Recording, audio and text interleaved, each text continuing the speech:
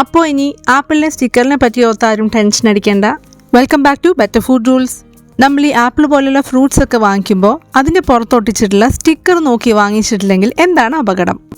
Sticker നോക്കിക്കഴിഞ്ഞാൽ ഇത് മാരകമായ വിഷം അടിച്ചിട്ടുള്ള ആപ്പിളാണോ എന്നൊക്കെ മനസ്സിലാക്കാൻ പറ്റുമോ?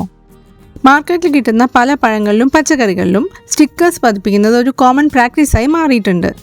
ആപ്പിളിൻ്റെ പുറത്ത് കാണുന്ന ഇത്തരം സ്റ്റിക്കേഴ്സ് വായിച്ച് മനസ്സിലാക്കിയൊക്കെ വാങ്ങിയിട്ടില്ലെങ്കിൽ എന്തോ വലിയ അപകടമാണെന്നോ മാരകമായ കീടനാശിനിയൊക്കെ അടിച്ച ആപ്പിളായിരിക്കും നമ്മൾ കഴിക്കാൻ പോകുന്നത് എന്നൊക്കെ ഉള്ള രീതിയിൽ വീഡിയോസ് പലതും സോഷ്യൽ മീഡിയയിൽ പ്രചരിക്കുന്നുണ്ട്.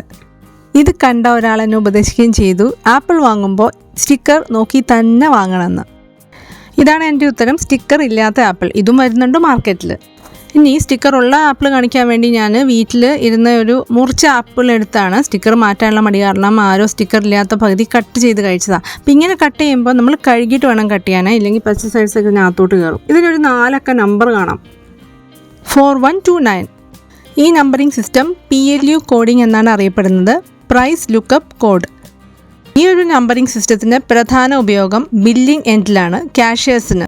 നിങ്ങൾ ബാർകോഡ് കണ്ടു കാണും, ബാർകോഡ് റീഡർ കണ്ടു കാണും. നമ്മൾ സൂപ്പർ മാർക്കറ്റിലൊക്കെ സാധനം വാങ്ങിക്കഴിയുമ്പം അവർ ബാർകോഡ് റീഡ് ചെയ്തിട്ടാണ് പ്രോഡക്റ്റിൻ്റെ ഡീറ്റെയിൽസും പ്രൈസൊക്കെ അടിച്ചു തരുന്നത്. PLU കോഡ്, ബാർകോഡ് ഇവ രണ്ടും ചില ആപ്പിൾസിൻ്റെയൊക്കെ സ്റ്റിക്കേഴ്സിൽ കാണാം. പ്രൈസ് ലുക്കപ്പ് കോഡ് അല്ലെങ്കിൽ PLU കോഡ് ഇത് ലോകം മുഴുവൻ ഉപയോഗിക്കുന്നതാണ്. ഈ ആപ്പിൾ നോക്കിക്കഴിഞ്ഞാൽ അതിൽ PLU കോഡ് മാത്രമേ ഉള്ളൂ. ഈ നമ്പർ വെച്ച് ബില്ലടിക്കുമ്പോൾ അവർക്ക് പെട്ടെന്ന് ഇതിൻ്റെ വെറൈറ്റിയും പ്രൈസും കണ്ടുപിടിക്കാൻ പറ്റും. ഇതിപ്പോൾ ഞാൻ ഇന്ന് വാങ്ങിയ ആപ്പിൾ, അതിൽ PLU കോഡ് ഇല്ല, ബാർ കോഡാണുള്ളത്, അതും പുറമേ ഒരു ടാഗിൽ. ഞാൻ ഈ ആപ്പിളൊക്കെ എക്സാമ്പിൾസായി കാണിച്ചതാണ്. അപ്പോൾ നിങ്ങൾ കണ്ടു, ചിലതിൽ സ്റ്റിക്കർ ഇല്ല, ചിലതിൽ സ്റ്റിക്കർ ഉണ്ട്, ചില സ്റ്റിക്കറിൽ PLU കോഡ്, ചിലതിൽ ബാർ കോഡും PLUവും ഉണ്ട്, ചിലതിൽ ടാഗാണുള്ളത്, അതിൽ PLU ഇല്ല. അപ്പോൾ അതുകൊണ്ട് തന്നെ ഈ സ്റ്റിക്കറിലെ നമ്പർ നമുക്ക് വലിയ പ്രാധാന്യമൊന്നും ഇല്ലാത്ത കാര്യമാണ്. അപ്പോൾ ഈ സ്റ്റിക്കറിൽ ആപ്പിൾ കണ്ട എനിക്ക് മനസ്സിലാവുന്നത് അത് ന്യൂസിലാൻഡിൽ നിന്ന് വരുന്ന ഫ്യൂജി ആപ്പിളാണ്. 4129 എന്നത് ന്യൂസിലാൻഡിൽ നിന്ന് വരുന്ന ഫ്യൂജി ആപ്പിളിൻ്റെ PLU കോഡാണ്. ഇത് കൺവെൻഷനലായിട്ട് ഉണ്ടാക്കിയതാണ്, അതായത് സാധാരണ രീതിയിൽ പെസ്റ്റിസൈഡ്സൊക്കെ അടിച്ചുണ്ടാക്കിയാണെന്നും മനസ്സിലാകുന്നുണ്ട്. വിഷം അടിക്കാതെ ജൈവ രീതിയിൽ വളർത്തിയ ആപ്പിളാണെങ്കിൽ 9 എന്നക്കം ഈ 4 അക്ക PLU കോഡിന് മുന്നിൽ ചേർക്കണം എന്നൊരു നിയമമുണ്ട്. എന്നാൽ നമ്മുടെ ഷോപ്പിലൊക്കെ പോയാൽ എങ്ങനെയുള്ള ഒരു 5 അക്ക നമ്പർ 9 തുടങ്ങുന്നതൊന്നും കാണാൻ കിട്ടില്ല. പിന്നെ ജൈവ ആപ്പിളാണെങ്കിൽ എന്തായാലും അവർ പ്രത്യേകം ബോർഡ് വെച്ചിട്ടുണ്ടാവും ജൈവമാണെന്നുള്ളത്, വിലയും കൂടുതലായിരിക്കും. ഈ കാരണം കൊണ്ട് സ്റ്റിക്കർ നോക്കാതെ തന്നെ നമുക്ക് മനസ്സിലാക്കാമല്ലോ നമ്മുടെ മാർക്കറ്റിൽ ബാക്കി ആപ്പിളെല്ലാം വിഷമടിച്ച് തന്നിട്ടുള്ള ആപ്പിളാണെന്ന്.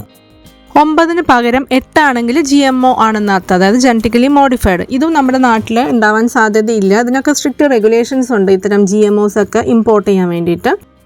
ചുരുക്കി പറഞ്ഞാൽ സ്റ്റിക്കേഴ്സ് കൺസ്യൂമർ എൻഡിൽ വലിയ ഇമ്പോർട്ടൻ്റ് അല്ല.